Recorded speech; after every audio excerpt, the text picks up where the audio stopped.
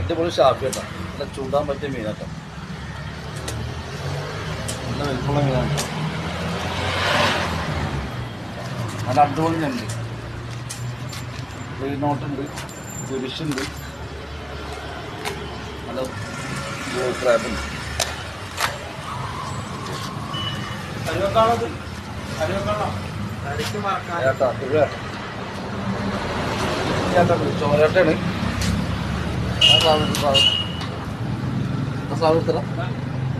സാറേ.